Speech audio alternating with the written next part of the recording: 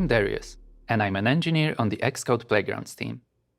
I would like to show you how the improvements in Xcode Playgrounds make it easier to prototype new features in your project. There are many scenarios where Xcode Playgrounds can improve your workflow.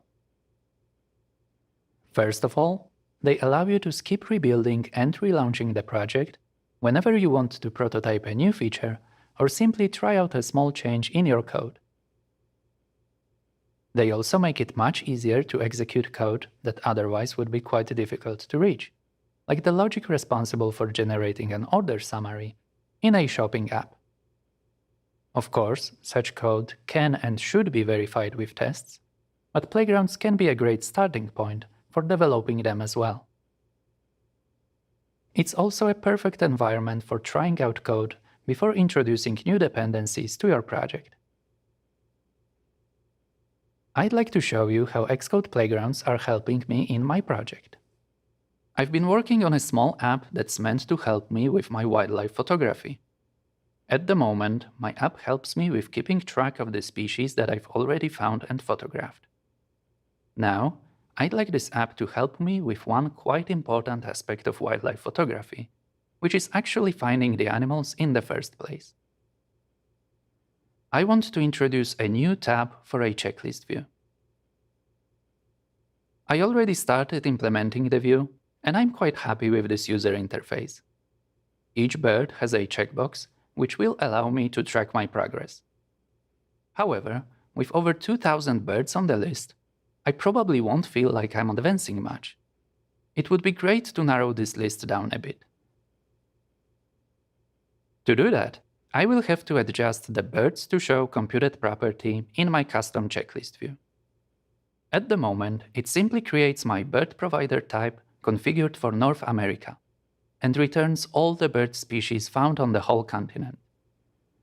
To avoid the frequent rebuilding and relaunching the project and then navigating to the checklist view to see my changes, I will try to adjust this code in an Xcode Playground.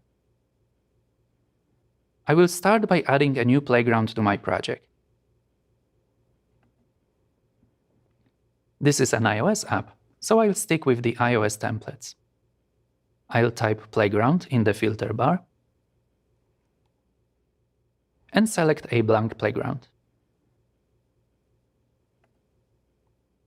In this case, I will probably get rid of the playground once I try out a few things, so I can keep the default My Playground name. I'll get rid of the default contents of the playground.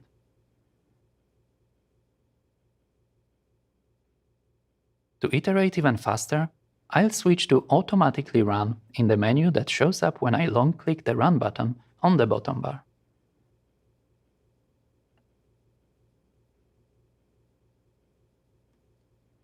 This causes the playground to automatically execute the whole code whenever I stop making changes. Notice that the playgrounds added to projects have two settings enabled by default: Build Active Scheme and Import App Types. They will ensure that the active scheme is built before each playground execution and that the app target modules are automatically imported. This makes it much easier to work with the types defined within your project. I can close the inspector to give some more room for the playground. Let's start by declaring a bird provider instance like we saw in the Birds to Show property of my checklist view.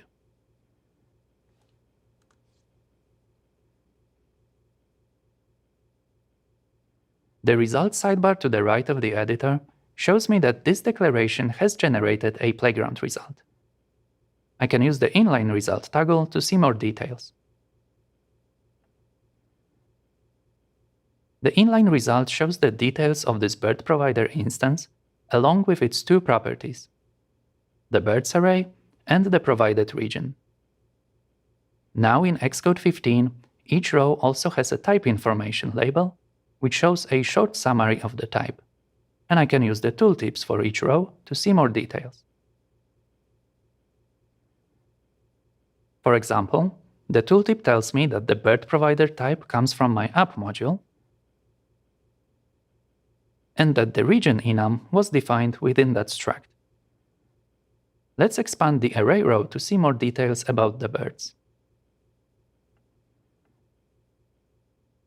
Notice that when I start to interact with the inline result view, Xcode 15 highlights the source code that produced the result. In this case, the view displays the value assigned to the bird provider constant. This makes it much easier to understand the displayed values. Let's take a closer look at the array elements. We saw the nice summaries for the region and birds array properties, but by default the rows representing each bird only tell us about the array indexes. That's because the custom bird type has no description defined. We can improve this by making the bird type conform to custom string convertible protocol. I could add an extension here in a playground or in its sources directory. Both these options would only affect the bird type in the playground scope, and we wouldn't get the nice new descriptions in other places that rely on them, like the debugger.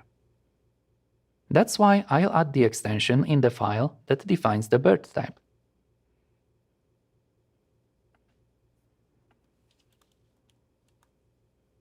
With the new description definition, each row should show me the common and scientific name of the bird. Let's go back to the playground and see the new description in action. In the automatic mode of playground execution, the playground will automatically re-execute when you reopen it. Let's expand the birds array row again to check the descriptions.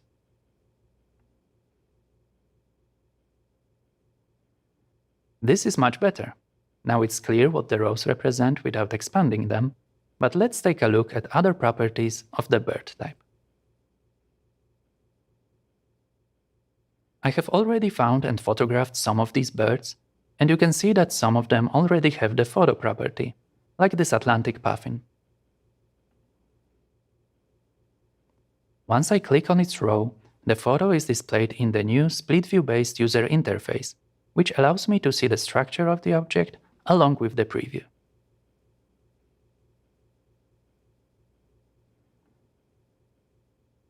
By default, there is no such preview for my custom bird type when I click on its row.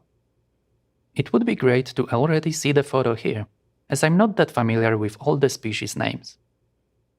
To achieve that, I can use the custom playground display convertible protocol. As the name of the protocol suggests, this conformance only affects the playground representation, so this time I'll add the extension in the playground sources directory.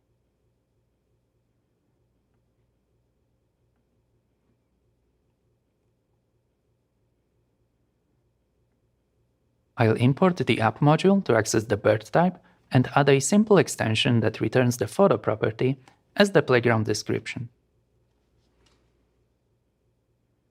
Notice that I'm explicitly casting photo to any in the return statement. Without it, the compiler would warn me that we are losing an important piece of information about the value being an optional.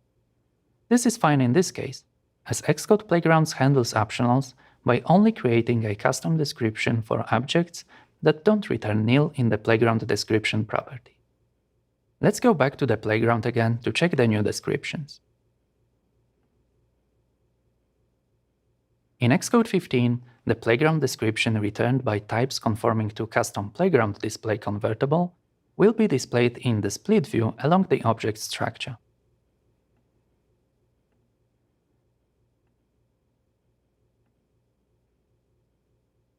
Now, the birds that already have a photo will quickly show it without the need of expanding the row. This will make it much easier to work with large collections of this custom type. But today, I'd like to focus on birds that don't have the photos yet. Let's close this inline result and filter out all the birds that have a photo already.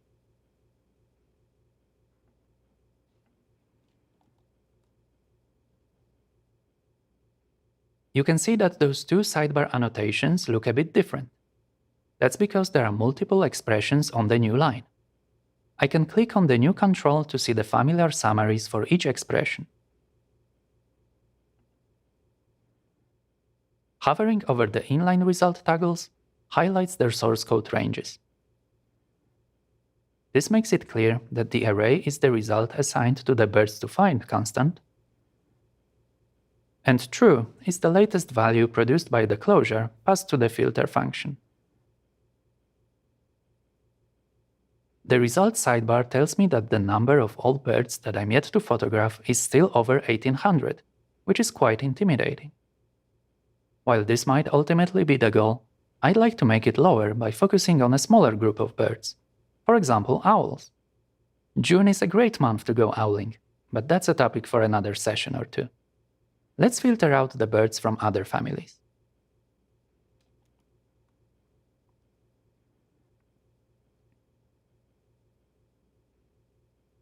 The array only has 5 elements now, which is way more encouraging. I'd like to try out my custom checklist view with this small group of birds. To do that, I'll create a checklist view instance and add each bird one by one.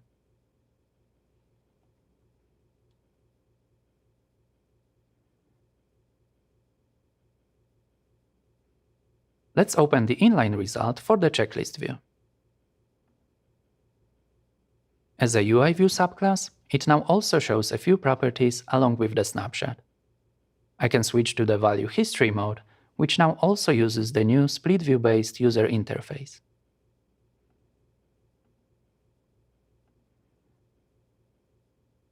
This allows me to see what the checklist view looked like in each loop iteration.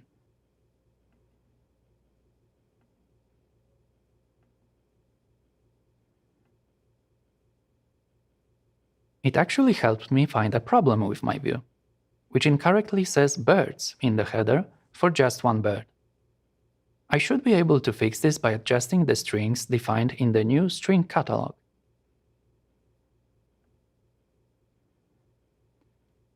The first row seems to be the one that is used in the header of my checklist view. I'll bring up the context menu and select Vary by Plural. Once I do that, the affected rows change their state to Needs Review. I'll adjust the singular form of the string.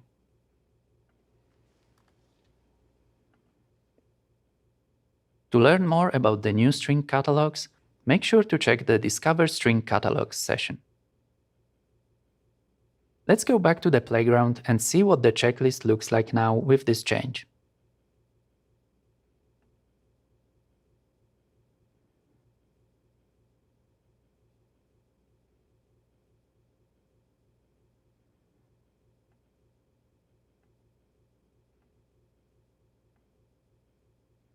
The headers look correct in each loop iteration.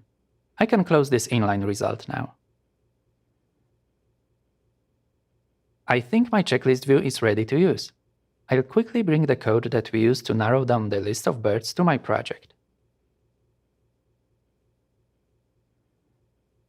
I'll copy these 3 lines to the Birds to Show property in my checklist view.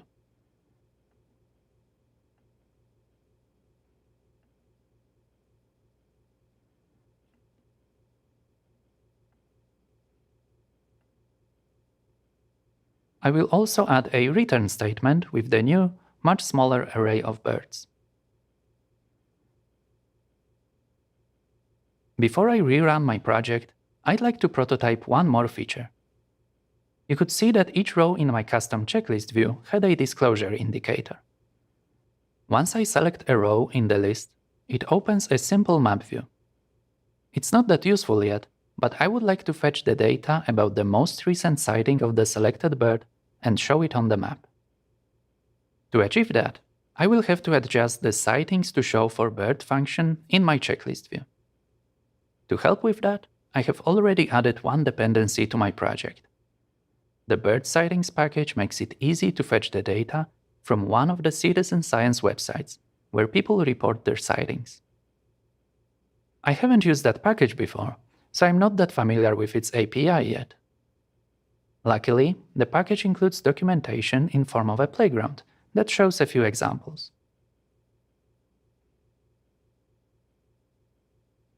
This is a great way to allow the clients of your package to try out the provided API. It looks like we will need to provide 2 arguments to the Fetch Sightings function. the code of the bird to look for, and the location to look around. I can execute this playground to learn more about the expected results.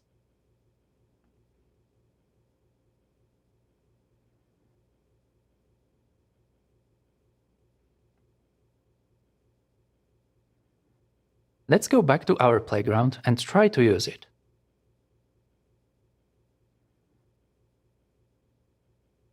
I can close the navigator to give me more room in the editor area. Before we call the function, I need to add two import statements. I'll import the core location framework to be able to work with coordinates, and the bird sighting framework to use its API.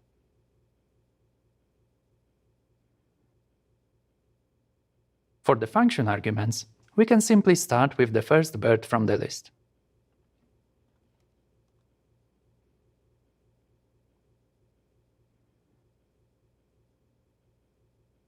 Looks like we will be searching for the short-eared owl.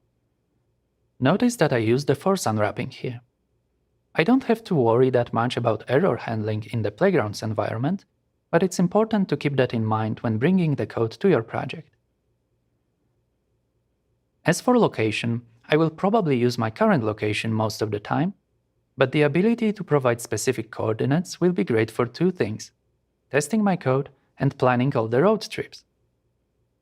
Let's try to see what we can find around Apple Park.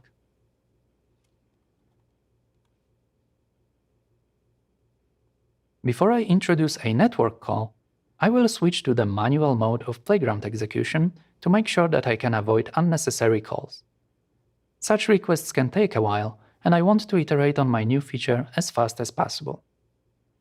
To do that, I will once again bring up the menu on the bottom bar and select Manually Run.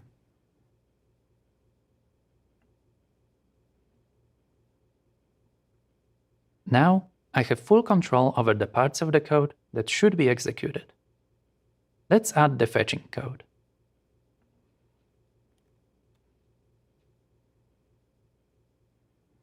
The control in the source editor getter shows me that executing those two lines would not re-execute all the lines we already executed above. Let's execute the new lines and see if we get any data. Luckily, there are some sightings. Let's take a look at the first one, which should be the most recent.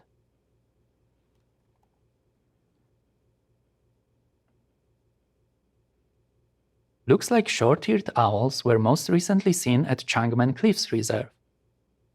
I'm not that familiar yet with all the birdwatching hotspots in the area, so it will be great to see the data about the sighting in my sighting map view. Let's initialize it with the fetched sighting data.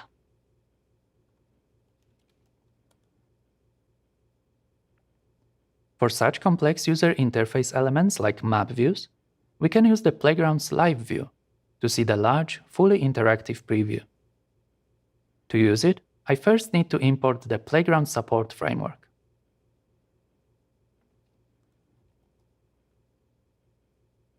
Now, I'm ready to set up the live view and execute the playground.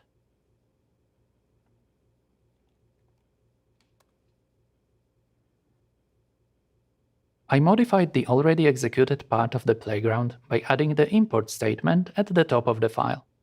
So the control in the source editor getter tells me that it will need to re-execute the whole file. I will lose results from the last execution, but that shouldn't be a problem in this case, so I'll go ahead and execute the playground.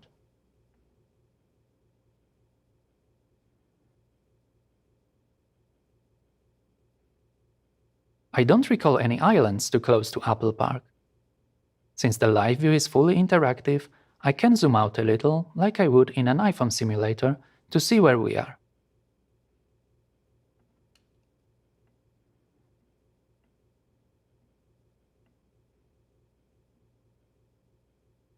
Looks like we are way too far east.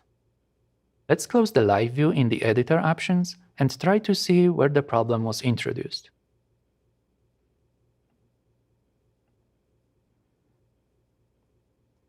My sighting map view was initialized with the most recent sighting constant, so let's check its value.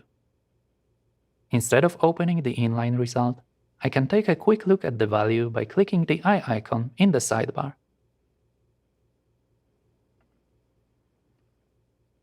In Xcode 15, we improved the playground results for some of the map kit and core location types. Playgrounds can now show a preview for CL location coordinate 2D. So let's take a look at the location property. This seems to be pointing at the same location, so this doesn't seem to be caused by my sighting map view. We got the wrong location from the bird sightings package, so it could either be caused by a problem in the package, or I passed the wrong location to start with. Let's verify the latter.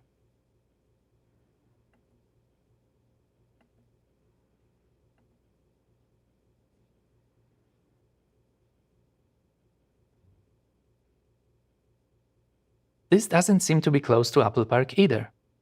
Since we are way too far east, I think this might just be a matter of mixing west with east. Let's try to fix this by adding the minus sign in front of the longitude and re-executing the playground.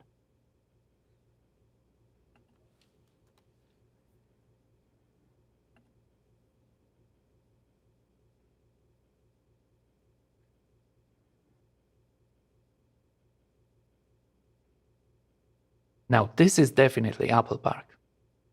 Let's execute the remaining part of the playground with the updated location and reopen the live view in the editor options.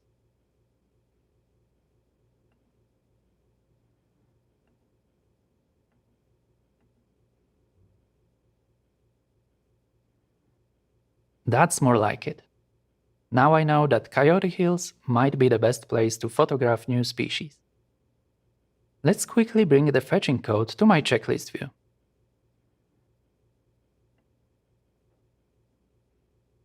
I'll copy these 3 lines to the sightings to show function.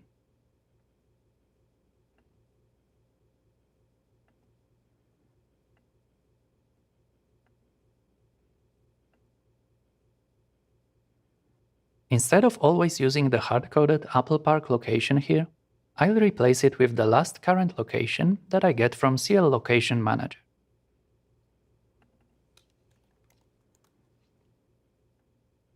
I will also add the return statement with the new most recent sighting. It's time to finally run the project with our changes.